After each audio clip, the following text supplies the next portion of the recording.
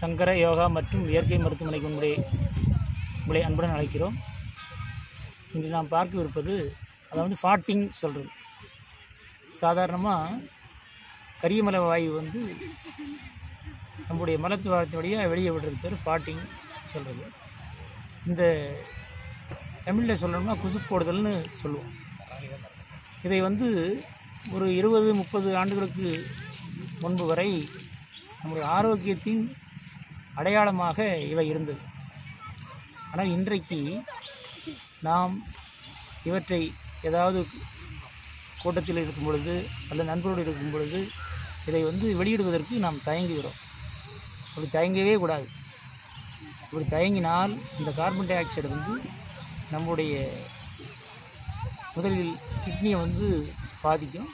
அப்புறம் அதுக்கடுத்து ஹார்ட்டோட பாதிக்கும். எப்படின்னா எங்கேயாவது போய் கொண்டிருக்கும் பொழுது சிறுநீர் கழிக்கணும் போல் ஒரு எண்ணம் வந்தது அப்படின்னா அதை 1 மணி நேரத்துக்கு மேலே அடக்குனீங்கன்னா அடுத்த நிலை ஒரு அரை மணி நேரத்தில் நம்ம கரியமலை வாயு வெளியே வர்றது நம்முடைய மலத்துவாரத்தின் வழியாக தெரியும். அதையும் அடக்கணும் அப்படின்னா கொஞ்ச நேரம் கழித்து எங்கேயாவது ஒரு சிறிய வலி தோன்றும். அந்த நிலையும் அடக்க ஆரம்பித்தோம்னா நமக்கு ஏப்பம் வர்ற மாதிரி ஒரு ஃபீலிங் வரும். இப்படி இந்த கரியமலை வாயு பல்வேறு முறையில் வெளியே வர்றதுக்கு முயற்சி பண்ணும். அவைகிட்டெல்லாம் அடக்க நினைப்போம், அடக்கக்கூடாது. இந்த காலத்தில் பார்த்திங்கன்னா அதிக அளவில் இந்த ஃபார்ட்டிங் இருக்கிறதில்ல. காரணம் என்ன அப்படின்னா குறைந்த அளவு கஞ்சி குடிக்கிறது. 30-40 வருடங்களுக்கு முன்னால் பார்த்திங்கன்னா அதிகமான அளவு கஞ்சி குடிப்பாங்க. அதாவது உணவில் அதிக அளவில் நீர்ச்சத்து இருக்கும். அதனால் இது ஆசன வாய் வழியாக வெளியே போய்கிட்டே இருக்கும். எந்த நேரத்துலையும் போயிட்டே இருப்பாங்க, வெக்கப்பட மாட்டாங்க.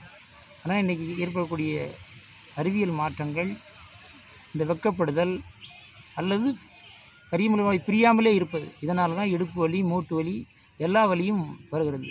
எனவே ஃபார்ட்டிங் விடுவதற்கு நம்ம வெக்கப்படவே கூடாது. நன்றி, வணக்கம்.